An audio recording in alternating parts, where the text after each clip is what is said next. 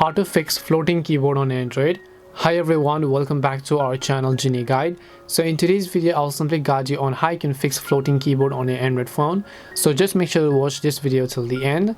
So in order to actually fix a floating keyboard on the Android phone, let's say I open up my Play Store, right? And then I just try to search for something, but you can see my keyboard is actually floating on the screen, and as you can see this is also draggable to any parts of the screen as well. So basically this is enabled. Now the first way you can quickly escape this is by simply exiting floating keyboard. So as you can see over here, what you want to do is at the bottom you'll be able to see a draggable icon, right?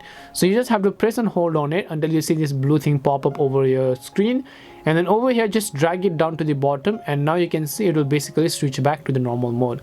So how to go into floating mode is that when you tap on the three dots, you'll find the option called floating keyboard, and then over here you can see your keyboard is actually floating. Now this also depends upon the version of keyboard you're using. If you're using Google keyboard, which is your Gboard, then the process could be a little bit different. This is actually a Samsung One UI keyboard, and now you can see it's really intriguing.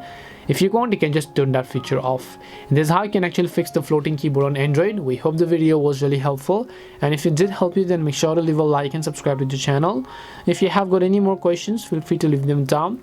Thank you very much for watching, and see you in the next video.